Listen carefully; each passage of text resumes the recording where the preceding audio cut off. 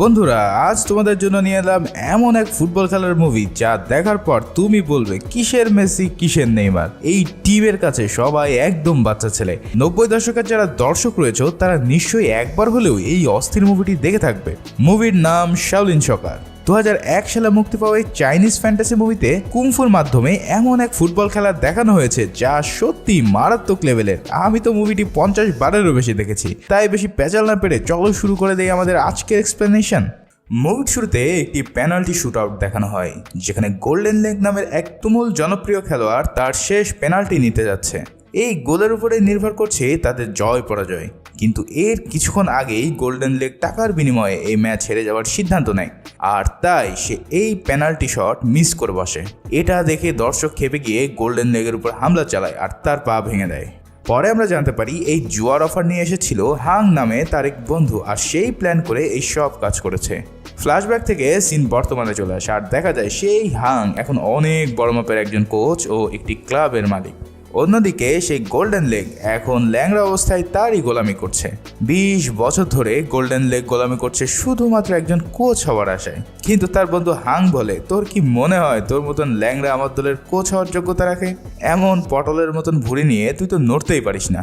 Golden leg তখন বলে, আরে তোর কথা শুনেই তো সেদিন আমি গোল মিস করেছিলাম, আর তুই বলেছিলি আমার ক্যারিয়ার গড়ে দিবি, এখন তো তুই দেখি নগদ পোল্টিবাজ। হাং তখন হেসে বলে, তাহলে আরো পোল্টিবাজির গল্প শোন। সেদিন তোর পা যারা ভেঙেছিল ওরা কিন্তু ছিল আমারই লোক। তোর ক্যারিয়ার বানানো নয় রে ভাই, তোর ক্যারিয়ার শেষ করাই ছিল আমার উদ্দেশ্য।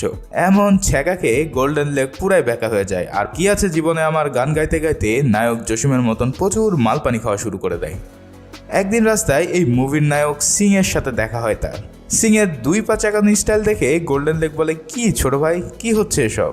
সিং ছিল একজন শাওলিন কুংফু মাস্টার, তার পা ছিল অনেক শক্তিশালী, তাই সবাই তাকে আয়রন লেগ নামে উপাধি দিয়েছিল। তো সিং গোল্ডেন লেগকে বলে, দেখো কুংফু হলো এমন একটা জিনিস যা শুধুমাত্র মারামারি করার জন্য নয়, বরং আমাদের জীবনের প্রতিটি কাজেই আমরা কুংফু ব্যবহার করতে পারি। যেমন এই মেয়েটি যদি আজ কুংফু জানতো তাহলে কলার খোঁচায় স্লিপ খেয়ে সে পড়ে যেত না। তাই আমার প্ল্যান হচ্ছে মানুষকে কুংফুর গুরুত্ব বোঝানো। এর জন্য আমি একটি ক্লাব খুলেছি যেখানে আমি সবাইকে কুংফু শেখাবো। এই নাও আমার কার্ড। গোল্ডেন লেগ এসব হেসেই উড়িয়ে দেয়। তখন টিভিতে দেখানো খেলা দেখে সিং বলে, এই সব পোলাপাইন কি খেলে, আমি হলে তো এর চেয়ে অনেক ভালো খেলতাম। এটা শুনে গোল্ডেন লেগ বলে, দূর, পুরান পাগলে ভাত পায় না, নতুন পাগল আসছে এখানে। ফুটবলের জন্য দরকার স্কিল, শুধু কুংফু দিয়ে তো আর ফুটবল হয় না। এই বলে সে তার ভিজিটিং কার্ডটা একটি ক্যানের মধ্যে ঢুকিয়ে ফেলে দেয়, আর সিং তখন সেই ক্যানটি মাটিতে পড়ার আগেই এমন এক শট দেয়, এক শট দিয়ে সেই ক্যানটিকে আসমানে পাঠিয়ে দেয়। কিন্তু এটা দেখেও গোল্ডেন লেগ ইমপ্রেস হয় না। এরপর সিং সেখান থেকে একটি ময়লার ব্যাগ নিয়ে চলে যায় এবং একটু জুতার দোকানের সামনে গিয়ে থমকে দাঁড়ায়। তার খুব শখ হয় একটু নতুন জুতা কেনার, আর কত সেই পুরাতন জুতা পরবে। একদিন খাবার খাওয়ার জন্য এক রেস্টুরেন্টে গেলে সিং একটি মেয়েকে দেখতে পায় যার নাম মুই। সেখানে মুই কুংফু স্টাইলে আটা ময়দা মাখাচ্ছিল। ওরে বাপরে, কঠিন এক অবস্থা। সে তখন মেয়েটিকে বলে, বাহ, তুমি তো অনেক ভালো কুংফু জানো, আর তুমি দেখতেও অনেক সুন্দর। সিং এসব পাম মেরে মুইয়ের বানানো কেক খাওয়া শুরু করে দেয়। মুইয়ের চেহারায় ছিল অনেক ব্রণের দাগ, তাই তাকে দেখতে বিশ্রী লাগতো। মুই বুঝে ফেলে ছেলেটা পাম দিয়ে ফুলিয়ে ফালিয়ে তার খাবার খাওয়ার ধান্দা করছে। মই তখন বলে, তুমি 2টা কেক খেয়েছো, এখন আমাকে $1 দিয়ে এখান থেকে বিদায় হও। সিং বলে, এত টাকা? আমার কাছে অল্প কিছু টাকা আছে, আর আমার এই জুতা জোড়া তোমাকে জমা দিয়ে গেলাম, কাল টাকা দিয়ে আমি এটা ফেরত নিয়ে যাব। সিং এর জুতা ছিল একদম ছেঁড়া ফাটা নোংরা, তাই মুই জুতাগুলোকে ডাস্টবিনে ফেলে দেয় আর তার পকেট থেকেই টাকা পরিশোধ করে দেয়। এবার সিং চলে যায় তার এক বড় ভাইয়ের কাছে। সেও ছিল শাওলিন কুংফু মাস্টার। এই বুইড়া ব্যক্তির নাম ছিল আয়রন হেড, মানে তার মাথা ছিল লোহার মতো শক্ত। এই মাথা দিয়ে সে যে কোনো কিছুই গুড়িয়ে দিতে পারত। সিং এবার আয়রন হেডকে বলে, ভাইয়া আসো আমরা গান গেয়ে গিয়ে মানুষকে বোঝাই যে কুংফু কত গুরুত্বপূর্ণ আমাদের সমাজে। প্রথমে রাজি না হলেও পরে আয়রন হেড রাজি হয়ে তারা এক অতি বিশ্রী গানের অনুষ্ঠানের আয়োজন করে। এমন মরা মানুষের মতন গান শুনে সেখানকার সবাই তাদেরকে ব্যাপক ধুলাই দিয়ে বিতাড়িত করে দেয়। এদিকে সেই গোল্ডেন লেগ এক দেয়ালে মূত্র বিসর্জন করার সময় দেখতে পাই সেই ভিজিটিং কার্ড ভরা বিয়ারের ক্যান একটি দেওয়ালে গেঁথে আছে, যা সেদিন ওই ছেলেটা আকাশে উড়িয়ে মেরেছিল। এত দূরে ক্যান এসেছে দেখে সে তো পুরাই টাসকিত, আর ক্যানটি যে দেওয়ালে গেঁথে ছিল সেটাও পুরো ফেটে গেছে এর আঘাতে। অবাক হয়ে সে ক্যানটি দেওয়াল থেকে তুলে নেয়, আর সাথে সাথে পুরো দেওয়াল হুড়মুড় করে ভেঙে যায়। তখন সে দেখতে পায় দেওয়ালের উপরে কয়েকজন ফাইট করছে সিং এর সাথে। সিং এর গুরুজি তাকে বলেছিল কখনোই শাওলিন টেকনিক দিয়ে কাউকে যেন সে আঘাত না করে, তাই সে তাদের কাছে থাকা ফুটবল দিয়ে একে একে সবগুলোকে শট দিয়ে নকআউট করে দিতে থাকে। এমন কঠিন লেভেলের ফুটবল কিক দেখে গোল্ডেন লেগ তো পুরাই হা হয়ে থাকে আর বলে এই মালটা আসলে মানুষ না এলিয়েন। সেটা চেক করার জন্যই সে সিং এর কাছে গিয়ে বলে ভাই তোর পাটা একটু দে, আমি একটু দেখি যে এটা আসল না নকল। গোল্ডেন লেগ তার পায়ে থুতু দিয়ে ভালো করে চেক করে দেখে না এই জিনিস তো নর্মাল জিনিস, তাহলে এত শক্তি আসলো কোথা থেকে। সিং জানায় এই নর্মাল পাকেই কঠোর ট্রেনিং করিয়ে আজ সে স্টিলে পরিণত করেছে। গোল্ডেন লেগ তখন বলে তোরাই তো খুঁজতেছি রে ভাই, আমি একটি ফুটবল টিম বানাবো, তোমার কুমফু আর আমার ফুটবল স্কিল এই দুইটা একত্রিত করতে পারলে কিসের মেসি কিসের নেইমার, পুরো দেশের সব ফুটবল টিমকে আমরা একাই ভরে দিতে পারবো। সিং তো এক বাক্যে রাজি হয়ে যায়, কিন্তু কোচ তখন বলে ফুটবল খেলতে হলে তো তোমার জুতা লাগবে, সেটা তো তোমার নাই। তাই সে মুয়ের কাছে চলে যায় তার জুতো ফেরত নিয়ে আসতে, কিন্তু সে জানায় জুতোগুলো সেদিনই সে ডাস্টবিনে ফেলে দিয়েছে। এটা শুনে সিং মন খারাপ করে চলে যেতে গেলে মুই তখন তাকে সেই জুতাগুলো ব্যাগ দেয়, আর সিং দেখে মুই জুতাগুলোকে সুন্দর করে সেলাই করে দিয়েছে তার জন্য। তখন সিং অনেক খুশি হয়ে যায়। এছাড়াও এই খেলার জন্য তো আর একজন দিয়ে হবে না, তাদের 11 জনের টিম লাগবে। তাই সে তার কোচকে নিয়ে চলে যায় পুরাতন বন্ধুদের কাছে। সেখানে আমরা দেখতে পাই তার যেসব বন্ধু ছিল, মানে যাদের সাথে সে অনেক আগে শাওলিন শিখেছে, তারা সবাই এখন কাবিখা মানে কাজের বিনিময়ে খাদ্য গ্রুপের সদস্য। এখানে সবাই এখন মানবেতর জীবনযাপন করছে। সিং তাদেরকে কুম্ফু ফুটবলের কথা বললে তারা সবাই দূর দূর করে তাকে তাড়িয়ে দিতে থাকে, কারণ অনেক দিন ধরে তাদের কুম্ফু প্র্যাকটিস না থাকার কারণে সবার পাওয়ার একদম শেষ হয়ে গিয়েছিল। এদিকে সিং তাদেরকে ম্যানেজ করতে না পেরে মন খারাপ করে বসে থাকে। তখন দেখা যায় তার সব বন্ধুরা সিং চলে যাওয়ার পর তাদের পুরাতন একটি ছবি দেখে নিজেদের সিদ্ধান্ত পাল্টে ফেলে, আর সিং এর সাথে ফুটবল টিমে যোগ দেওয়ার জন্য সবাই চলে আসে। হাতে হাত মিলিয়ে সবাই তাদের ফুটবল ট্রেনিং শুরু করে দেয়। কিন্তু এরা ফুটবলের ফও জানতো না। বল পাওয়ার সাথে সাথে কে তা নেবে তার জন্য কারাকারি করতে থাকে। এসব দেখে ফাং বলে ওরে ভাই এটা বল, কোনো খাবার না। ফুটবল খেলায় পাস, ড্রিবলিং, শুট এইসব জানতে হয়। তখন সিংকে একটি বল শুট করতে দিলে সে এমন জোরে এক কিক মারে যে বল আকাশের মধ্যে হারিয়ে যায়। এদিকে তার বল নিচে পড়ার জন্য সবাই অপেক্ষা করতে থাকে। কোচ তখন জানায় তোমার পায়ের শক্তি অনেক বেশি, তাই তোমাকে এই শক্তি কন্ট্রোল করতে জানতে হবে, নাহলে তো বল খুঁজতে গিয়ে পুরো ম্যাচ শেষ হয়ে যাবে রে ভাই। তাই সে কয়েকটা ডিম সিংকে দেয় আর বলে এগুলো না ভেঙে কন্ট্রোল করতে থাকো, তাহলেই তুমি এই বল কন্ট্রোল করা শিখে যাবে। সিং তার ডিরেকশন ফলো করে বল কন্ট্রোল করা শিখে যায়। অন্যদিকে বাকিরাও বেশ ভালো প্র্যাকটিস করতে থাকে। সেখানে সিং তার কিক কন্ট্রোল এমনভাবে আয়ত্ত করে ফেলে যে অনেক দূর থেকেও সে দেওয়ালে মার্ক বরাবর হিট করতে পারছিল, আর সেটা এতই শক্তিশালী ছিল যে দেওয়াল আস্তে আস্তে করে ভেঙে যেতে শুরু করে। যাই হোক, তাদের অনেক প্র্যাকটিস হয়েছে, এবার ঝালিয়ে দেখা যাক মালগুলো কেমন শিখলো। তাই কোচ এবার মহল্লার ছেলেপেলেদের সাথে একটি ম্যাচের আয়োজন করে।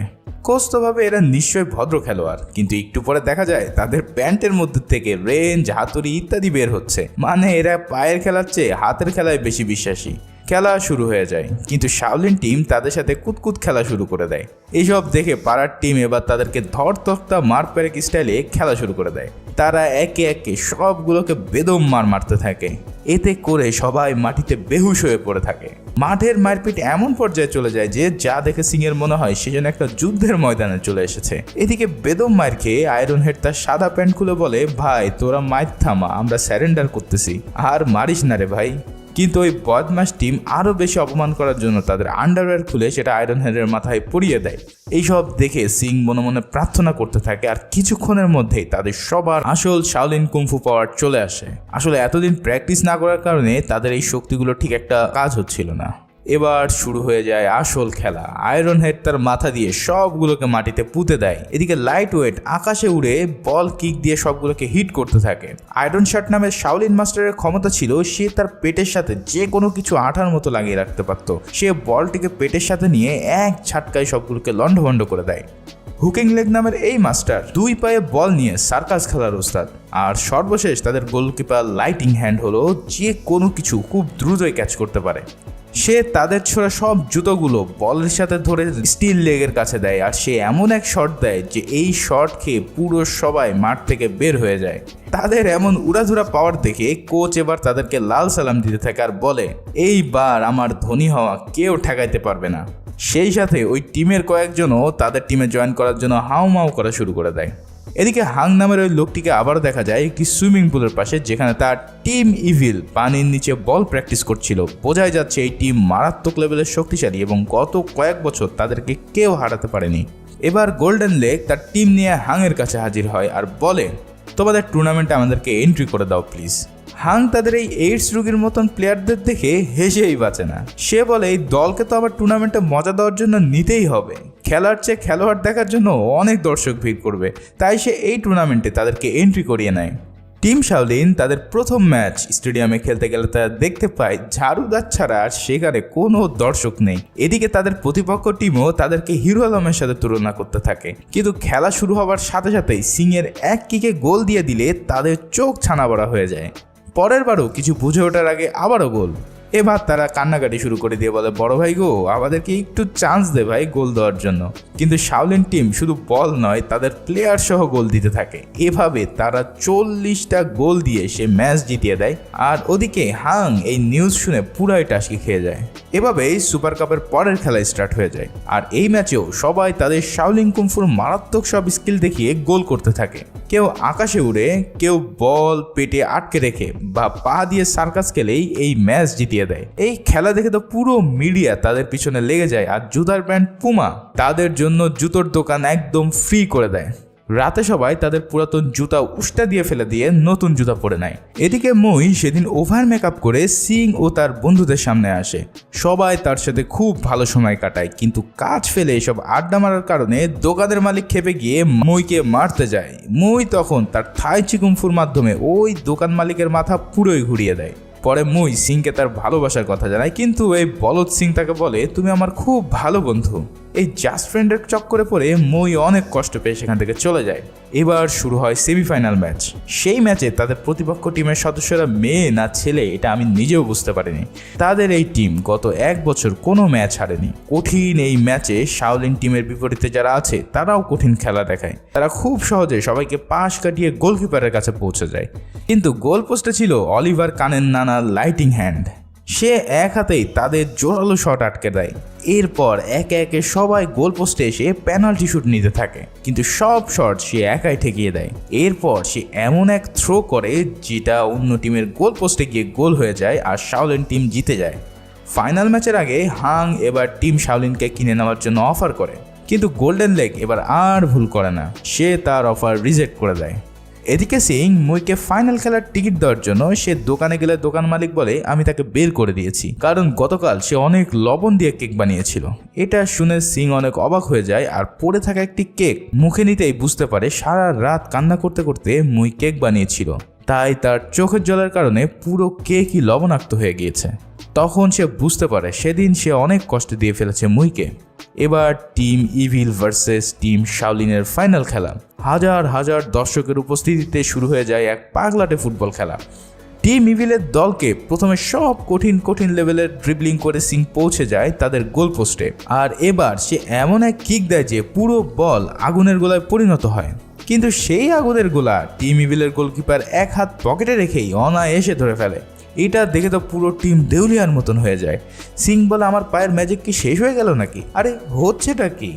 তখন ফাংকে আমরা বলতে শুনি, তাহলে আমেরিকান ড্রাগ খুব ভালোই কাজ করেছে। আসলে ফাং তার টিমকে এমন এক ভয়ানক ড্রাগ দিয়েছিল যে তার টিম আর মানুষের পর্যায়ে ছিল না, একটা এলিয়েন হয়ে গিয়েছিল। এরপর সেই গোলকিপার বল দেয় সাংয়ের কাছে আর তাকে চ্যালেঞ্জ দেয় আবারও শট নেওয়ার জন্য। সিং আরও 2টো শট নেয়, কিন্তু গোলকিপার সেগুলোকেও সহজে ঠেকিয়ে দেয়। এরপর সে এক ভয়ানক থ্রো করলে সেই বল গিয়ে আঘাত করে অলিভার কানের নানার গায়ে।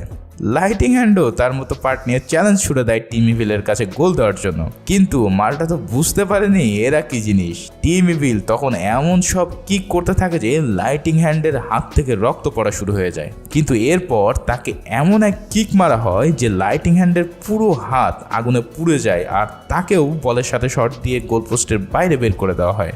মাঠ ছেড়ে চলে যাওয়ার সময় টিম তাকে লাল সালাম দিয়ে বিদায় দিয়ে দেয়।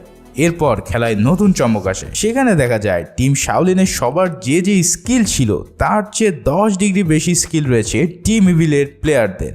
তারা সবাই মিলে ব্যাপক মাইট দিতে থাকে টিম শাওলিনকে।